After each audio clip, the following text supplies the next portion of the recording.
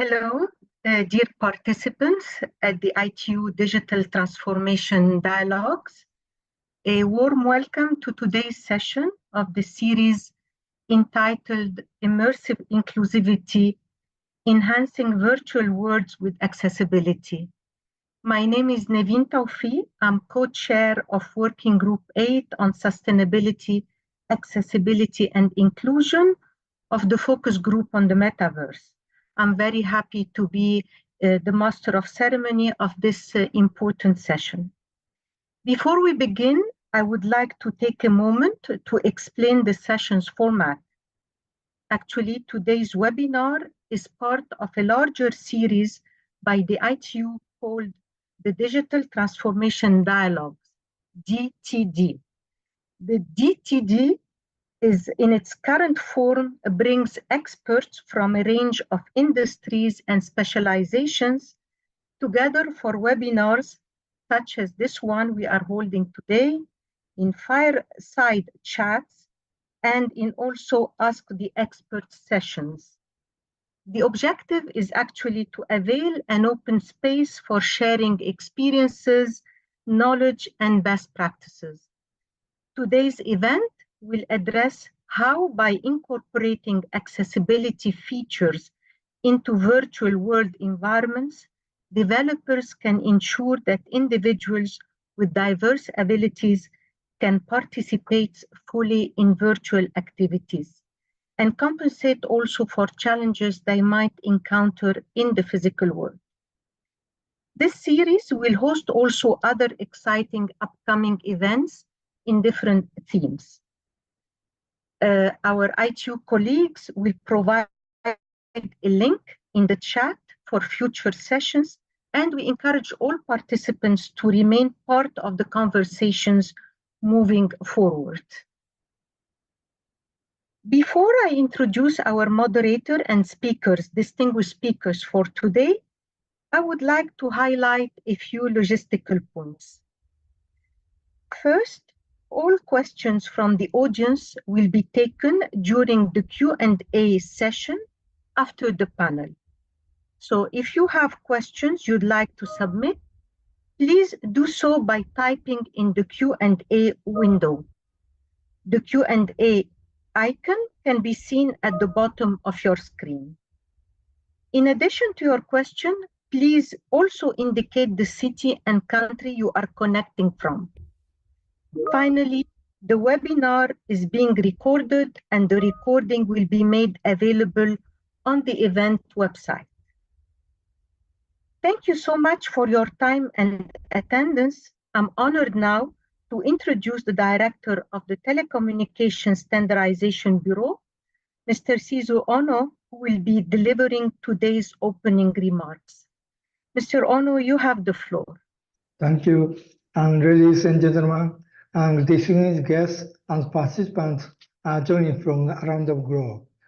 I'm delighted to welcome you to the webinar on immersive inclusivity, enhancing virtual worlds with accessibility, which is part of the ITU Digital Transformation Dialogue and is jointly co-organized together with the Egypt and the Ministry of Communications and Information Technology, as well as Universitat Autónoma Barcelona. Today, we gather here virtually to commemorate an occasion of the profound significance, World Autism and Awareness Day. It's a day where we come together to celebrate the uniqueness, the talents, and the incredible diversity within the autism community. As we convene under the banner of immersive inclusivity, enhancing virtual world with accessibility, we recognize the importance of creating environments that embrace everyone regardless of their neurodiversity. Autism is not a condition to be pitied or feared. It is a fact, a facet of humanity to be embraced and celebrated. Individuals with the autism spectrum bring a wealth of perspectives, skills, and insights that enrich our society in countless ways. On their exceptional abilities in areas like mathematics, music, and arts to their unique ways of seeing the world. Autistic individuals challenges us to expand our understanding of what it means to be human. In the digital age, the concept of inclusivity takes on even greater importance. As we immerse ourselves in virtual world and online communities, we have a responsibility to ensure that these spaces are accessible to all. This means designing platforms, games, and experiences with the needs of autistic individuals in mind. Whether it's through customizable settings, sensory-friendly interfaces, or thoughtful representation of the diverse perspectives. At the ITU, we work to raise awareness. We provide trainings on key accessibility issues, and we develop international technical standards that help the tech industry to mainstream accessibility features. Our Metaverse focus group is placing much emphasis on accessibility. The group has been highly productive in this arena. Its output on accessibility are comprehensive, covering technical matters as well as those relevant to policy, law, and economics. This group is creating a basis for the new ITU standards to support an open, inclusive metaverse that contribute to sustainable development. The group has launched work that will remain an important subject for the ITU for years to come. Today, let us reaffirm our commitment to creating virtual worlds that welcome everyone, regardless of their abilities or differences. Let us harness the power of virtual worlds to break down barriers, foster understanding, and promote empathy. And let us pledge to build a future where every individual, regardless of their neurodiversity, can thrive and contribute their unique gift to the world. As we mark World Autism Awareness Day, let us celebrate the strength, resilience, and the infinite potential of the autism community. Together, let us strive to create a world that not only accepts differences, but celebrate them, because it is embracing our diversity that we truly unlock the full potential of humanity. Thank you.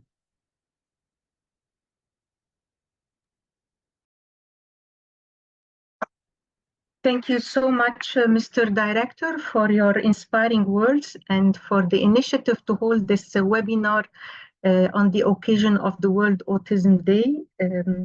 Now I would like to welcome actually our moderator, Dr. Christina Yan Zhang, who is going to be actually leading the session of today.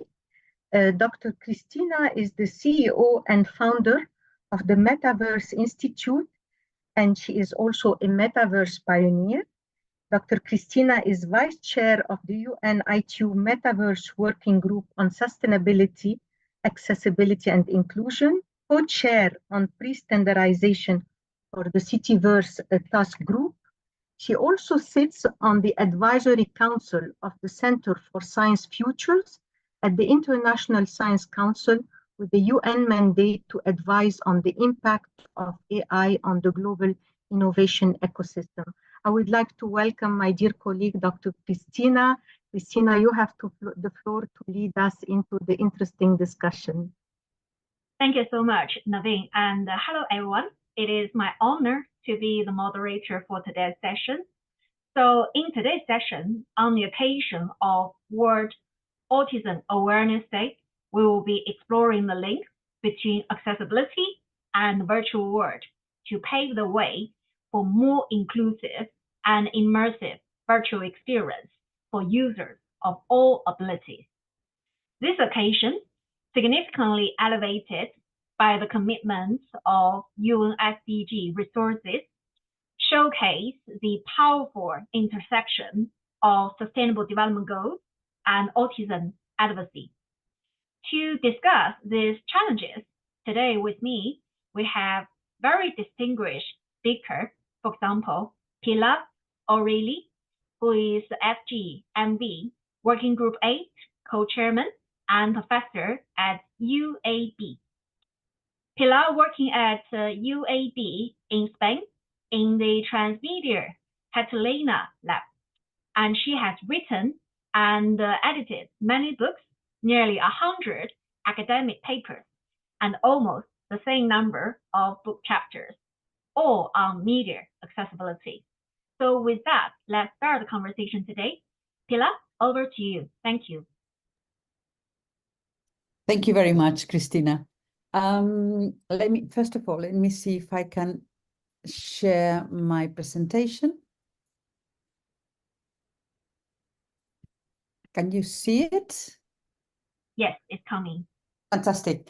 Okay, I'm more relaxed now. Thank you very much, Christina. And first of all, I would like to thank ITU for organizing this session. It is very important to bring awareness to all the disability days from the 3rd of December, which is the general one, to today, which is the Autism Spectrum Day. So thank you very much, ITU, for remembering this and to bring this into the metaverse. So it makes the metaverse more accessible, more inclusive, and more human. So thank you for that. And I think that was very clearly expressed by the president's opening speech. So that's one thing.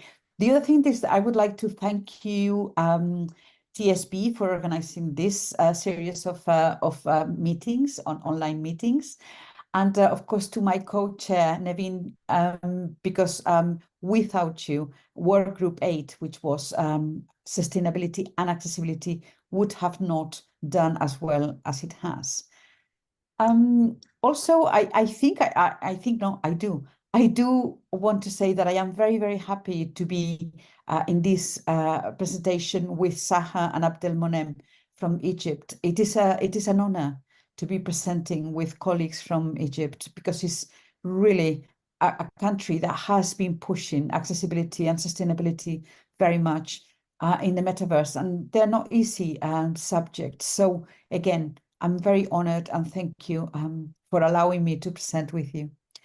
And without any more thank yous, I would like to present what I have to say. And it is the presentation is called Universal Design for an Universally Accessible Metaverse. What is universal design? Universal design, in media accessibility, there are two different approaches.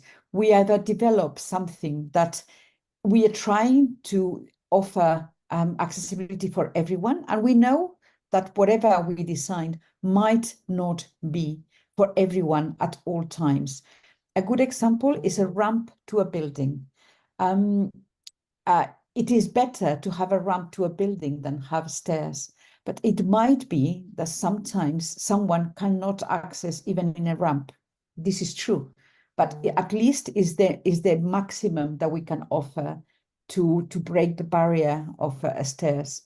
Well, this is the approach that I would like to put forward to have accessibility in the metaverse, that we go against the idea that we develop small applications for conditions. First of all, because I think conditions is the wrong way to approach disability.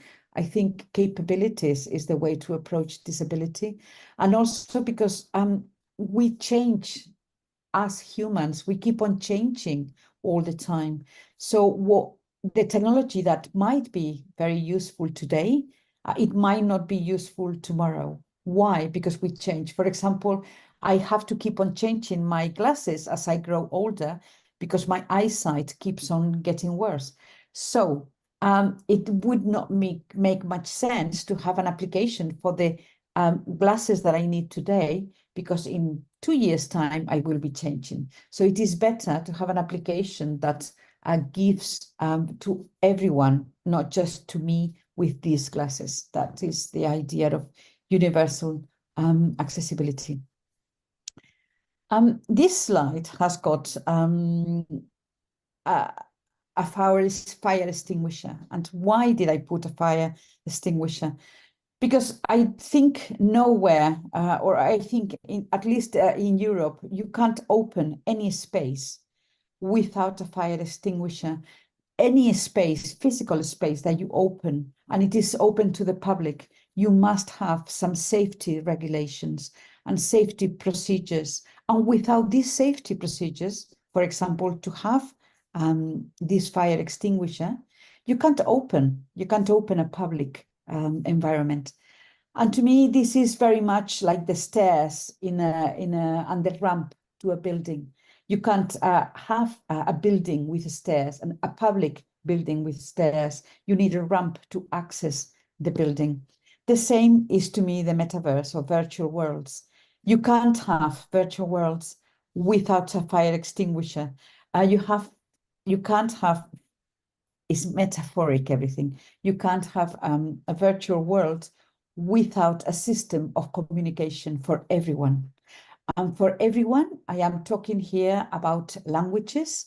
I'm talking about disabilities, like people who cannot see at any stage of their lives, people who cannot hear properly at any stage of their lives, people who are in the spectrum, for example, as well, and perhaps they want to be represented in the metaverse in a certain way, and they want to navigate in the metaverse in a certain way. So to me, it is obligatory. I mean, to me, there is no conception that we would build a metaverse that is not fully accessible for everyone with the maximum services that we can. And everybody thinks, okay, these access services are going to cost money. Well, yes, and then for how many people? I always have the same issue. How many people are they going to use this application that is costing me money to produce? Well, I don't know. How many times do you use the fire extinguisher in your shop? With no fire extinguisher, no shop open. With no accessibility, no metaverse open. How many people are they going to use the fire extinguisher? I don't know, and I don't care, because it is obligatory to have it. How many people are going to be using translation from one language to another, from, for example, sign language to oral language? From how many people are going to be using the captions that you can activate today in this meeting? I don't care. The idea is that we have them there for you if you need them. Also, the idea is that unless a fire extinguisher that costs money and it doesn't give you any benefits beyond being able to open the shop and putting the fire out, if you ever have a fire, if you activate accessibility services, they are so very rich on data. So you can then have a business model on data on the accessibility services. So it's not just for free. You do have a possibility to, in fact, gather a lot of data. So with that in mind, the idea that the metaverse must be accessible from the start and with as many accessibility services as possible. I have to say that I am very, very grateful to ITU because they were ready to jump to the challenge of accessibility from day one. So we had a work group 8, that we co-chaired, Naveen and myself. And we are very happy, and I think we can speak in plural, Naveen. We are very happy to inform you that we have delivered 10 documents. And they are very important because accessibility should be delivered, and the requirements and the guidelines, and they should be delivered as soon as possible. So whenever you are thinking on building anything, any product, any service, anything on the metaverse, you do already have the guidances here. They have been approved. They are here. I think they are the 10 guidelines, the 10 deliverables are very comprehensive on what you would need to set up an accessible, inclusive metaverse for all. And please use the documents. They are freely available. And if you cannot find the documents, please send me an email and I will be very happy to send them to you. Thank you very much. That's all. Thank you so much, Tila, for such a really insightful presentation. And we all know how important it is to ensure, any kind of digital future we are facing need to be inclusive and accessible. So now I'd like to turn things over to our next speaker, Dr. Adel Momen and Al-Saki. He is the chairman of the National Academy of Information Technology for Persons with Disabilities of Egypt. And so he's leading lots of really interesting projects at this moment at the Egyptian Ministry of Communication and Information Technology.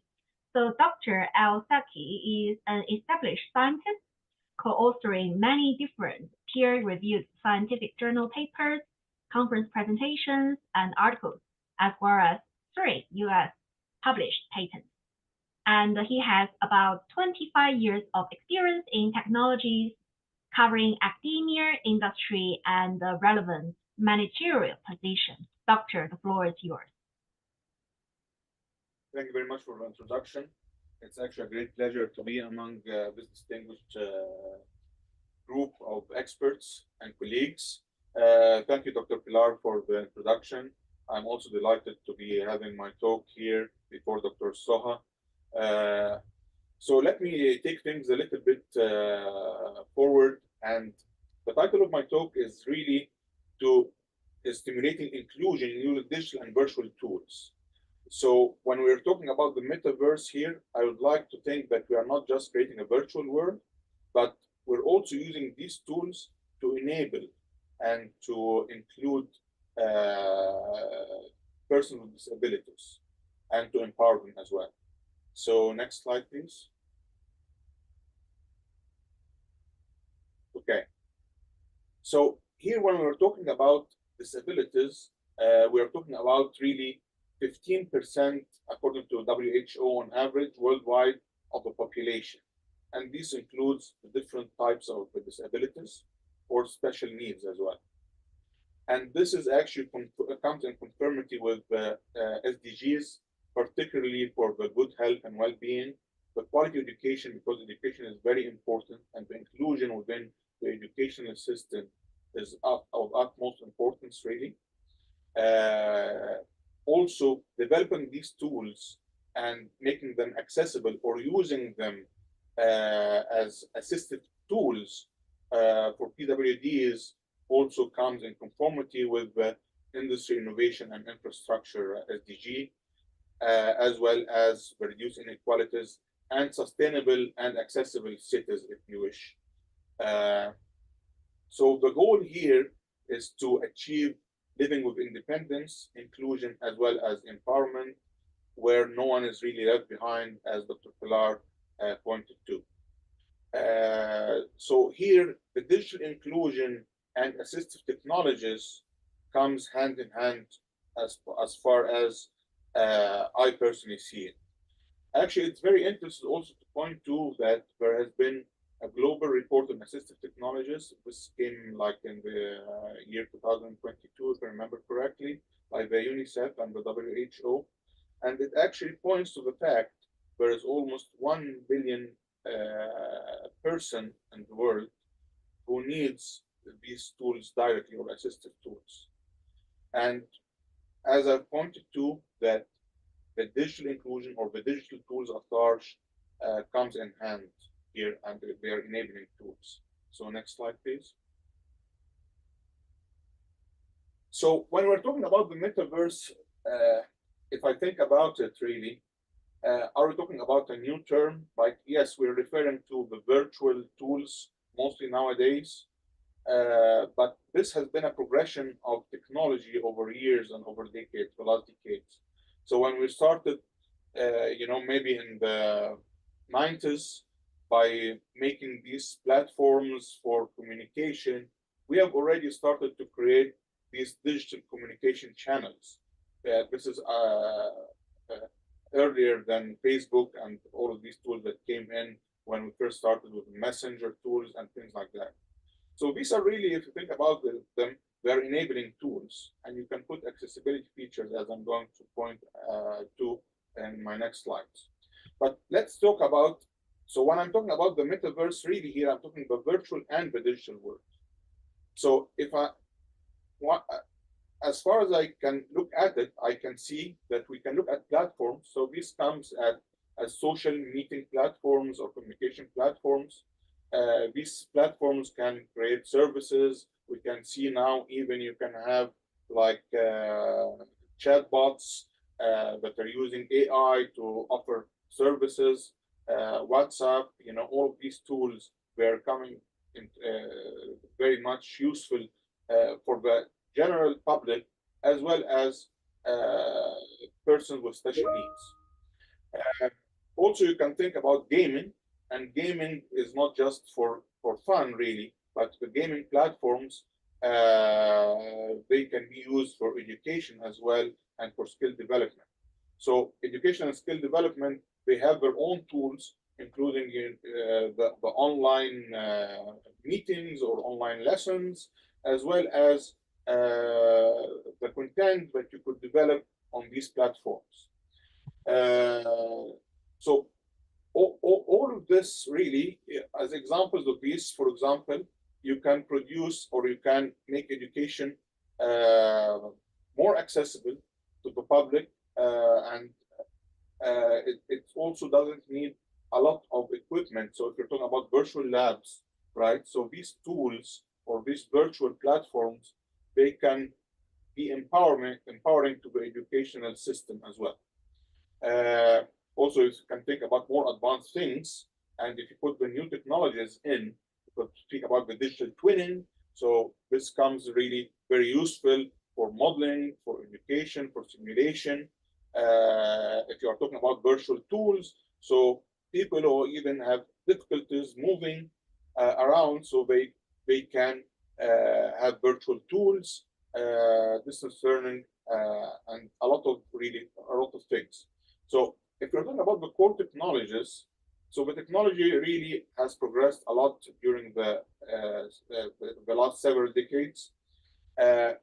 Apart from the computational power, and we're talking about now more virtual worlds, whether we're talking about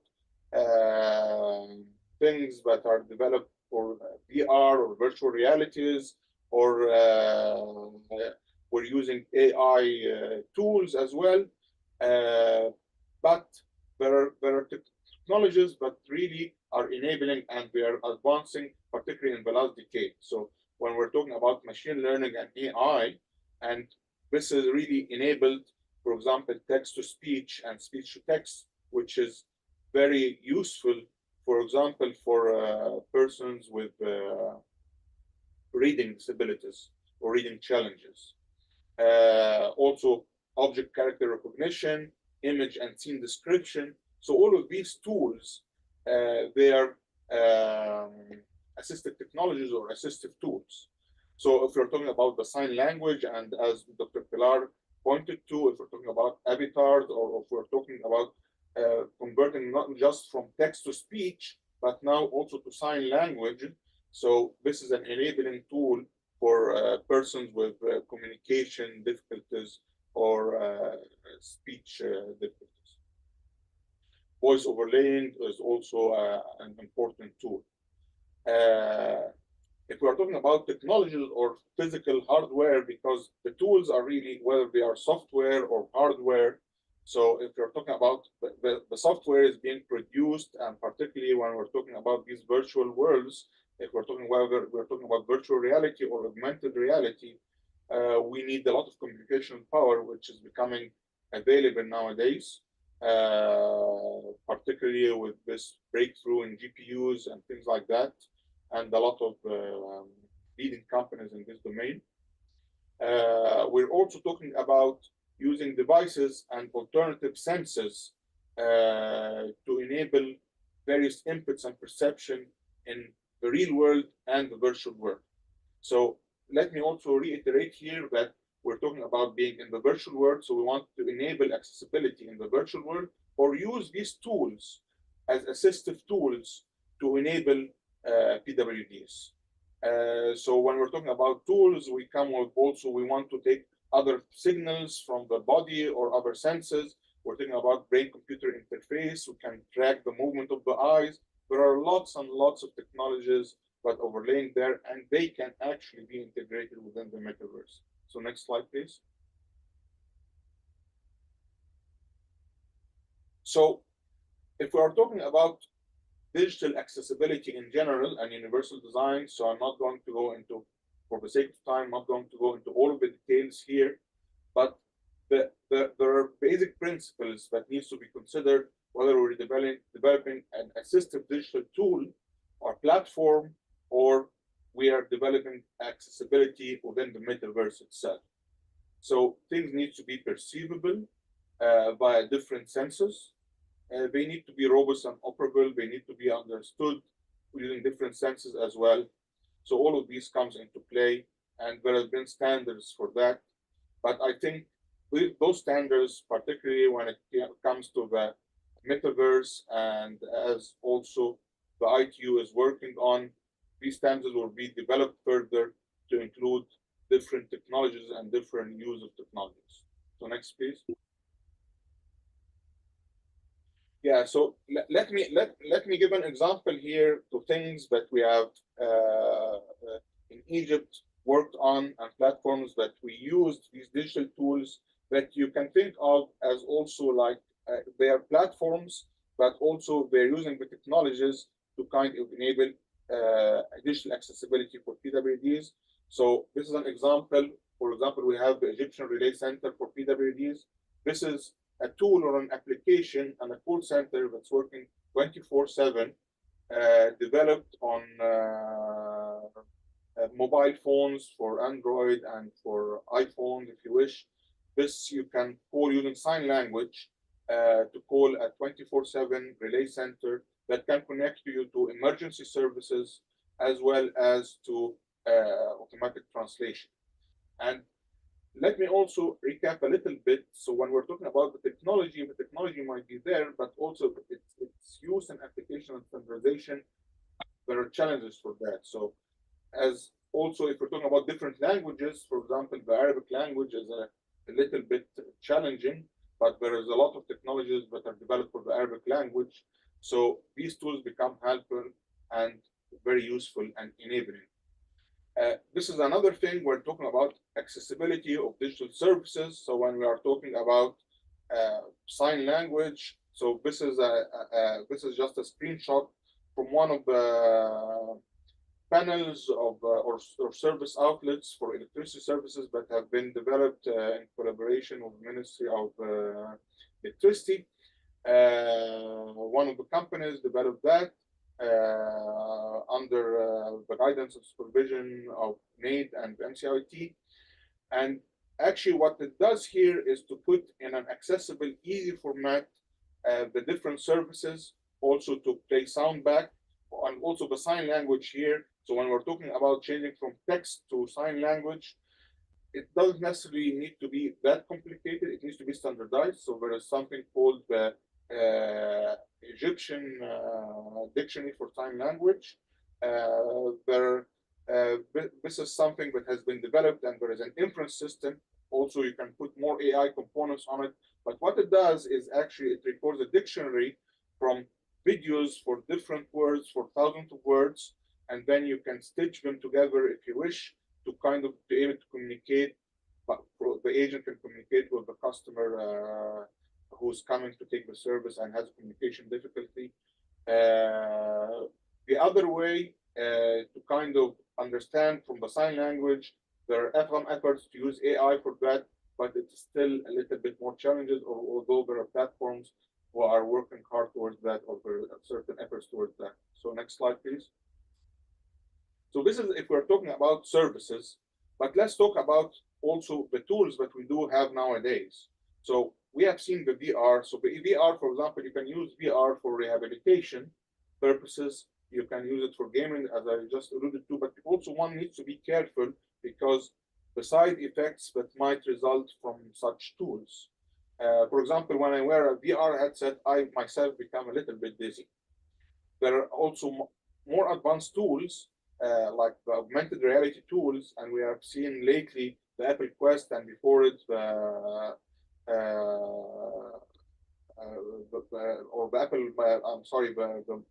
Apple Pro Vision, and we have seen before it the Microsoft HoloLens, and you can use these glasses, for example, to change from voice to text. So this becomes very enabling. If you think about it, if someone is crossing the street and can't hear actually the surrounding, so it becomes a little bit challenging. So this can turn voices and describe voices, it can turn text. It can be an enabling technology. Although I think they are still a little bit bulky for everyday use.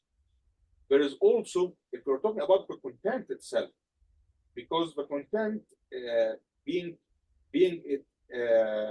done by an immersive environment can be a real enablement for education and different senses and cognitive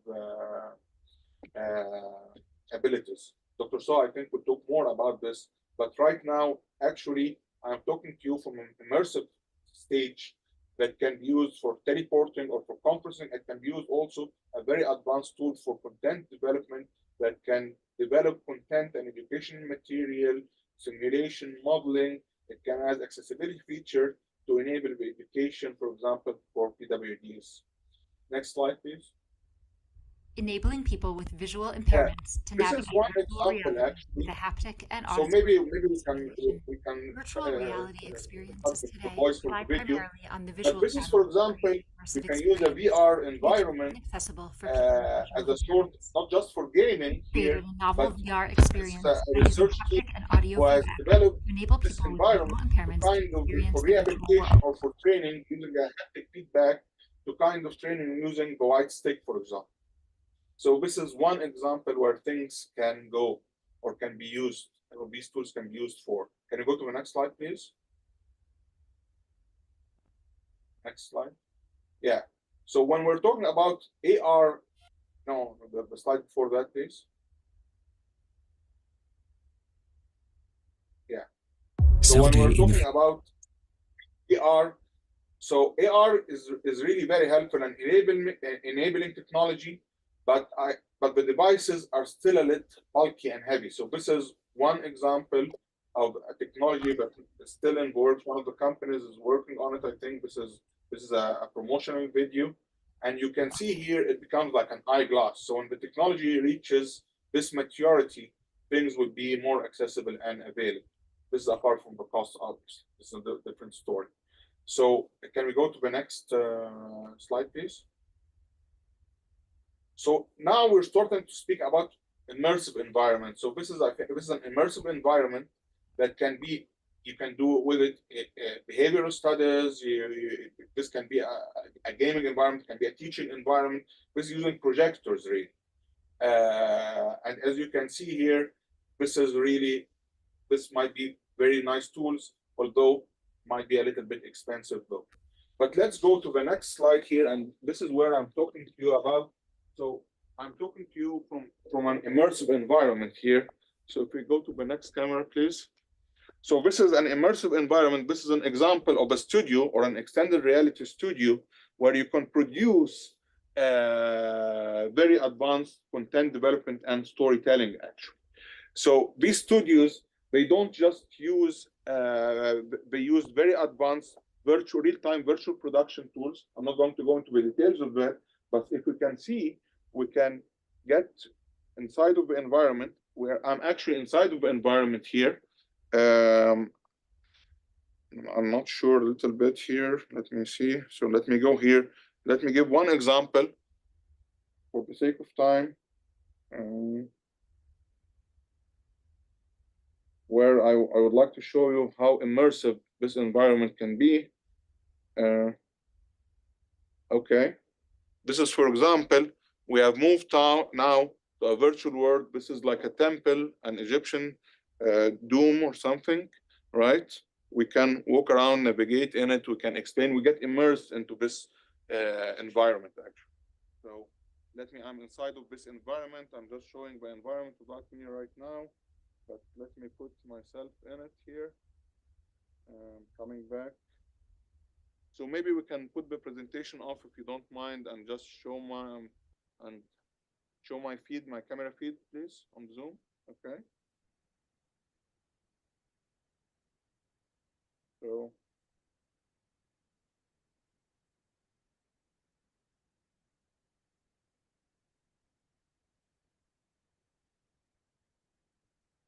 Okay, so I think I need a little bit more time here. So maybe we can take it in the Q&A part to show this more. But okay, now I am in here. You can see here, I'm in the Zoom here. I'm in a different environment. So this is where things might head, actually, and you can put a lot of accessibility features here in this environment. So with that, I think I'll conclude my presentation, and thank you for your kind attention.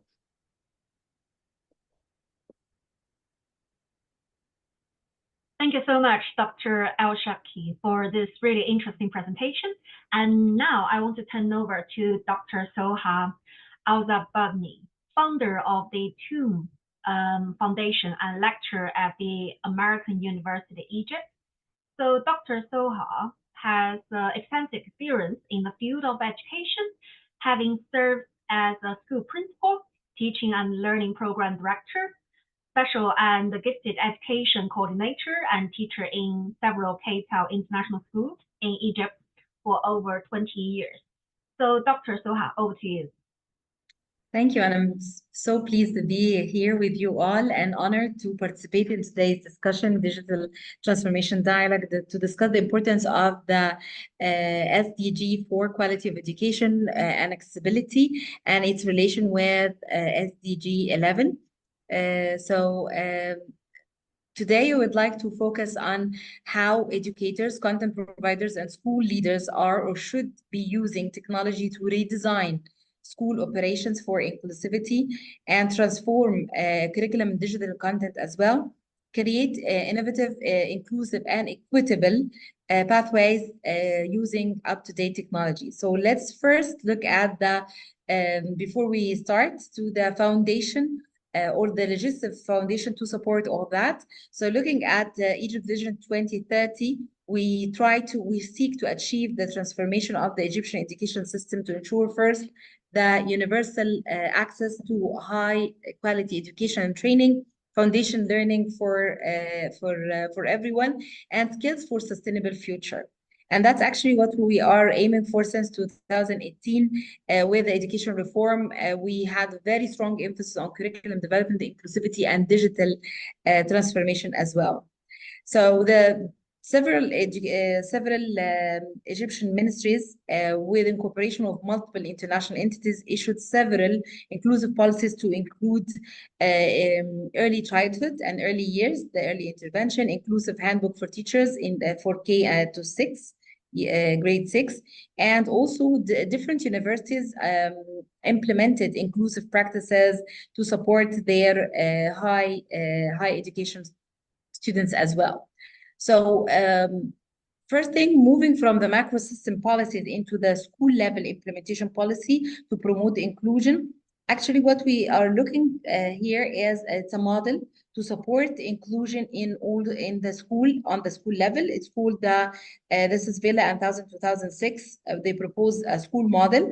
And in this model, the leadership, as you can see, it's the foundation of on the ground floor, the foundation of this schoolhouse to create inclusive change in the school system.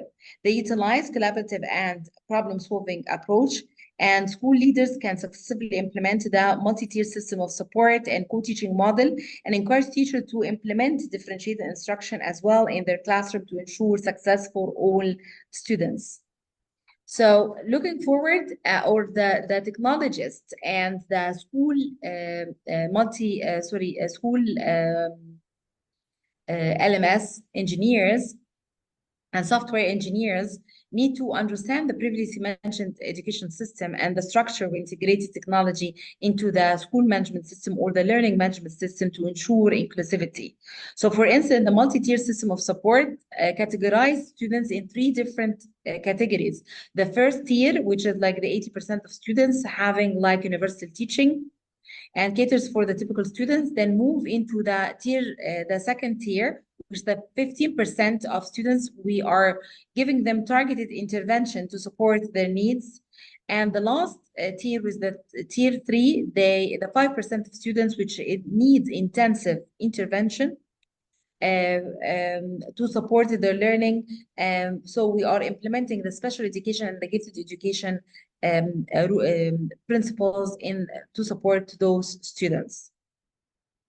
So I move now transitioning from the school system into the core of teaching and learning, which is the curriculum implementation. We successfully, in Egypt, we successfully revised the Egyptian K to 6 curriculum, and we developed the digital content through a variety of platforms, including the Ministry of Education Knowledge Gate for digital learning and the Egyptian Knowledge Bank and others.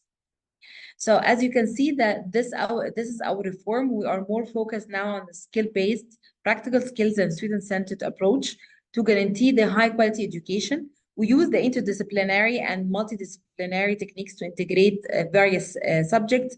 The digital transformation is a key element for this educational change and formative and summative assessment to support the different abilities and performance of students and to make sure that we have we reach the optimal learning outcome as well. So in order to do that, in Egypt, we implemented the universal design for learning approach that emphasized placing the students in the center of the learning and providing equal opportunity for success using varied teaching methods and remove learning barriers as well. By integrating the UDL principles into the teacher's training and the teacher's guide as well, all educators in Egypt can effectively accommodate all students in their learning classroom. We start with the diagnostic assessments that's it's implemented in the beginning of each chapter or each textbook to identify the children's strengths and weaknesses, which can be used to cater personalized activity tailored to their individual needs. So we implement the 3 principles of the UDL: what I learn, how I learn, and why I learn, in all activities within the school book, which allow the diverse learners to learn with their own pace and with their own abilities. Then we aim to develop innovative pathways that leverage the assistive technology, as Dr. Sharkawi said, enabling techniques. So I'm not going to go through them, but we were able to connect the principles of the UDL into the assistive technology in our schools. So when I present when I use techniques or aids for memory, for the attention, for grasping the students' attention in the classrooms, we are using audio books, specialized mobile applications, amplification system, fluency assistant devices, and much more as well. But it's never enough. So we move to the second level of support, which this is where Dr. Sharkawi and I trying to come up with a new project to support and have more new pathways supporting inclusivity using immersive learning. And this is something that we are working on. So by definition, as you can see here, talking about the extended reality, 2 words that captured my eye when I started to read this definition, which is like this is a physical environment, which is like, as an advocate and an inclusive educator and a leader, I look at the physical environment and how I can remove barriers in order to support all students in my class or in my school. So I looked at the physical environment and its challenges and the hope and the opportunities using the virtual environment with its solutions. So this is very important. The aim is to remove as many barriers as I can and to make sure that we have enough support for our kids using immersive learning as well. So the challenges that I can see and the disabilities that I can see, it is related into the sensory and intelligent cognitive abilities of the students and the adaptive behavior as well.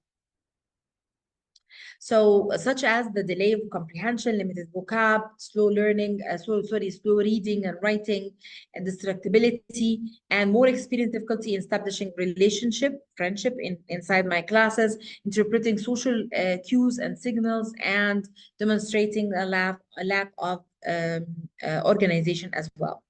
So we attempt to develop solutions. So we categorize the learning and behavior barriers into several areas: processing speed, memory, attention, comprehension, and social adaptation, as you can see here. So one effective solution is the utilization of the video-based storytelling as opposed to the book-based and the picture-based approaches. So this, the VBST presents a more comprehensive medium for constructing mental image for our kids of the story component corresponding to verbal input as well. Video-based storytelling effectively showcases the dynamic interaction among educators and scenes similar to real-life events. So generally, this tool can support social interactions among students, and especially for the students who need this the most, students with learning difficulty in our schools. So this innovative solution plays a significant role in improving the educational experience for and assisting students in their learning process, not just by shaping their behavior. We plan to incorporate assistive technology tools within the video that allow students to understand the content and the material on their own pace, which ultimately enhances their comprehension and interaction and retention of the information and the concepts that they acquired or aim to acquire. So we can include such tools in video to support their sequential memory, their attention as well. So this is in a nutshell how we support students and how we are planning to support more students using extended reality in our schools, inshallah.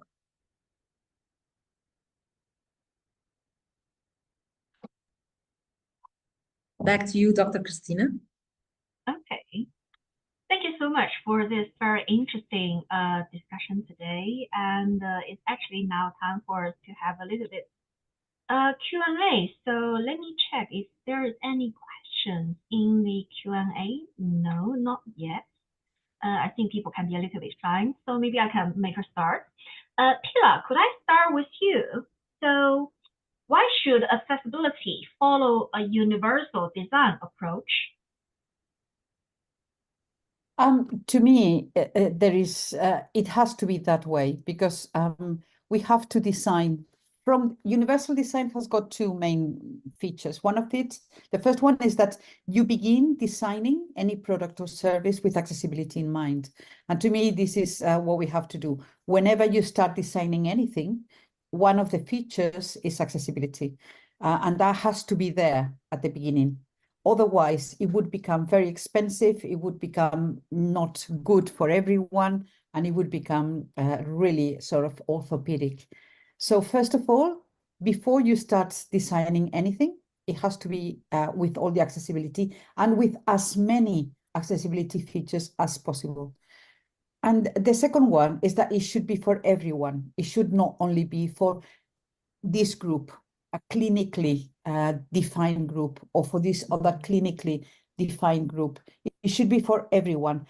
And over the years, for the past, I don't know, 30 years that I've been working here, at the beginning, we were designing for the blind, for example, because they could not see. But the blind, they do see something. So they do have a partial sight, but not fully black sight. And then we realized that what we were designing for the blind, they were also very good for other groups, for other people. So just to stick to very small groups with physical or cognitive disabilities is not a good idea. The idea is to do it for general, universal concepts. So for when the image is not there, for when you're not able to read, when you're not able to see, when you're not able to hear, these are the way to design for everyone. And then you realize that perhaps someone in the autism spectrum will benefit from an audio description, for example, which is for the blind. But then or someone who has got any kind of a cognitive issue would benefit with someone tells you twice the same input. And we had found that, and we have got plenty of information and data saying that this is the way to go ahead. So that's the reason. And also, I would like to thank Soha and Abdel Monem, because I really enjoyed your presentations. And it was very nice. One was to do with technology, and the other one was a very concrete case of education. So it's perfect. I think this, I'm sorry I am in this, but I think this webinar was very nice because it went from the abstract to more concrete and more concrete. And I really am very proud of what you're doing in Egypt. I'm very impressed, actually. And I like the idea also that to make something real, you have to experience it. And otherwise you can't, and that is so very important. So thank you for bringing that up to the table, because it is true. It is the way. I agree with you. Thank you. That's wonderful.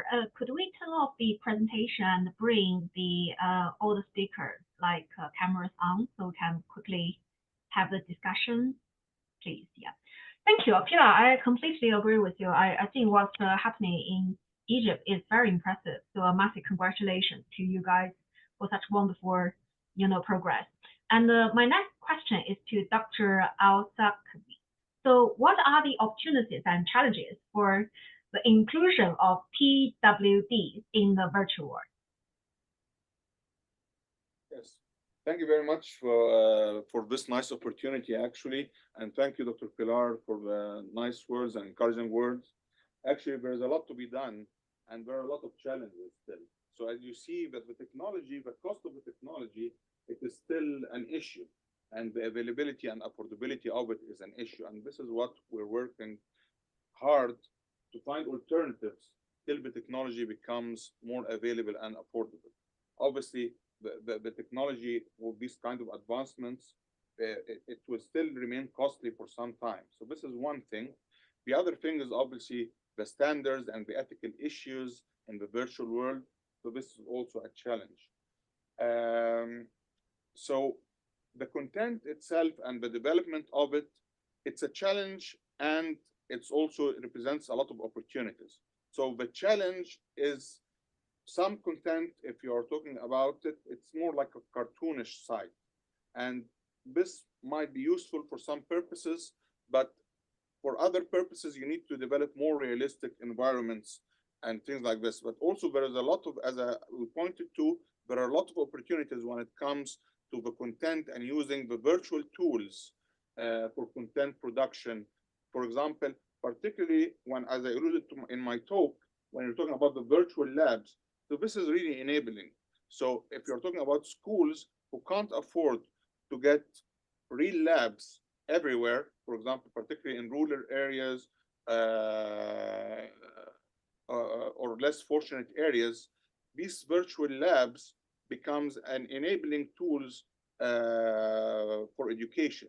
So you don't necessarily need to use complicated glasses, even you can use a normal computer with a screen. Also, part of the challenges that are there is obviously the internet connectivity. Things are becoming, in Egypt, things are, in terms of internet connectivity, there is a lot of achievement in this area, but when we're talking about worldwide, there might be still places where internet connectivity becomes more challenging. And when you put more things in the metaverse, the demand over the transfer rate becomes more challenging. Also, the opportunities, as we're talking about the content in general, so when we're talking about digital content, and we're talking about in education, for example, the EPUB or the DAISY consortium, this represents a lot of opportunities, particularly for print disabilities or even communication difficulties or people who have speech disabilities. You can put videos, it's a structured content, but also the quality of the videos that are being produced and put there for the educational journey also needs to be very well structured. So I'll actually conclude my answer here with this thing, but this is part of the technology challenges when you're in a virtual environment. You know, you still, there are a lot of tools that are needed, and you can still get glitches. So we had a glitch with the tab that I'm using to control this environment. Actually, this is an immersive as well as an extended reality. So if you have a look at things, I'm actually sitting on a stage, but also it's extended.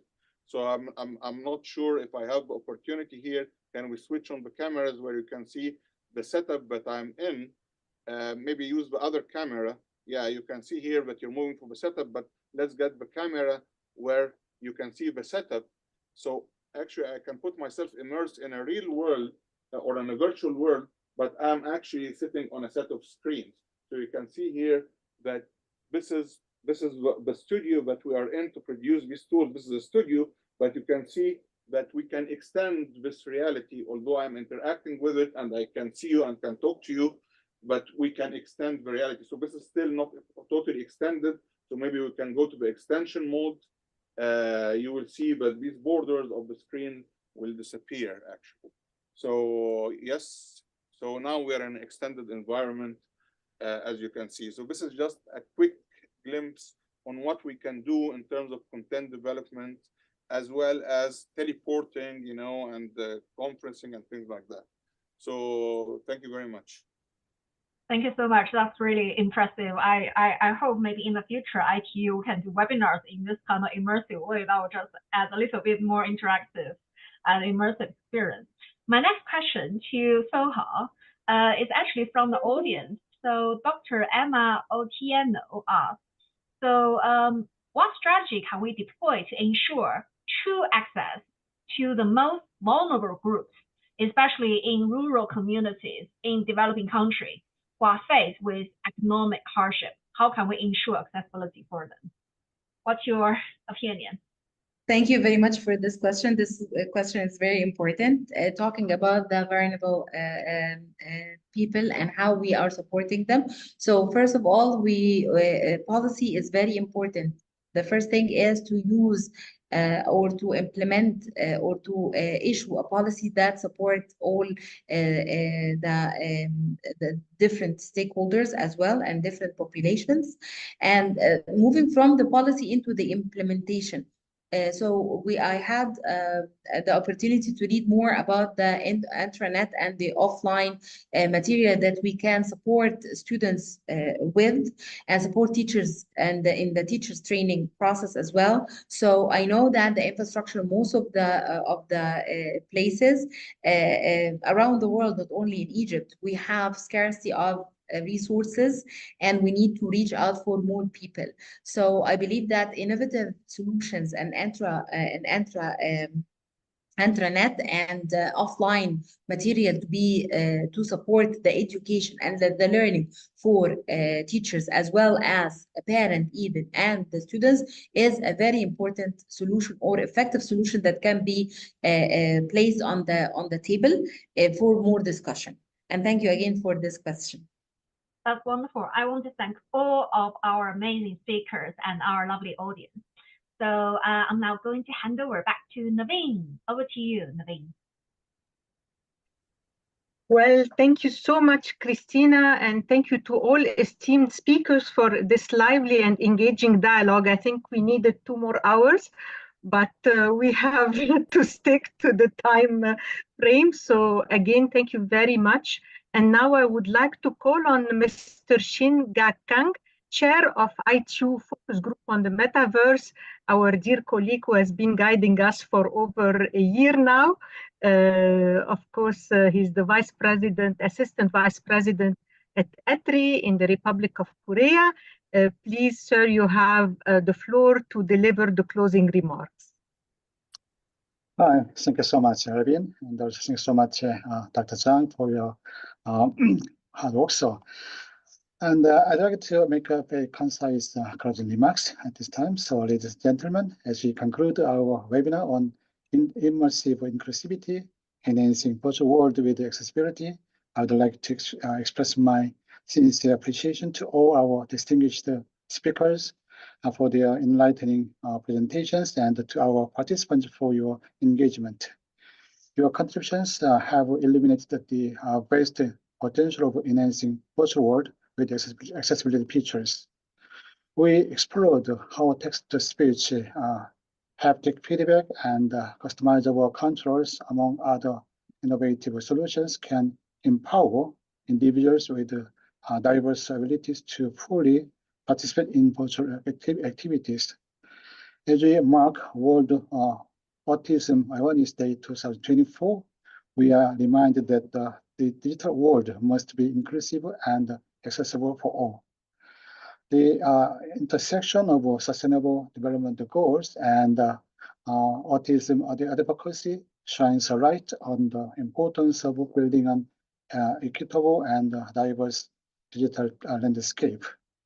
ITU is committed to continuing the conversation on digital transformation and inclusivity. I encourage you to join the upcoming ITU Digital Transformation Dialogue webinars related to Metaverse and accessibility that will be held on 25th April this month. These forums serve as an opportunity for us to learn from each other, share best practices, and collaborate on solutions to make digital technologies more accessible and inclusive. Finally, I'd like to invite you to join the next meeting of ITU Focus on Metaverse that will take place on 30th April this month also as a fully virtual meeting. Thank you once again for your participation and contributions. Let's continue to work together to ensure that the digital transformation journey leaves no one behind. Thank you so much, everyone. Thank you so much, Mr. Kang, for your words. And I would like again to thank our wonderful moderator and distinguished speakers, as well as the audience for your attendance and participation. I also encourage you to join the next ITU events. We have a fireside chat on ethical horizons, navigating responsible AI in the digital landscape. This one will take place on the 16th of April. There is also a webinar on Metaverse 360 on the 22nd of April. There is also a session, Ask the Expert session on breaking barriers in the Metaverse on the 25th of April. And in general, I would like to encourage you to check regularly the ITU website over the next months to see the updates in the webinars, because these are really wonderful opportunities to delve into new and exciting developments in the digital transformation space. Many thanks to the ITU team for your wonderful support. And now I would like to declare this webinar officially concluded. Thank you again, and goodbye. Thank you. Bye-bye. Thank you so much. Bye-bye.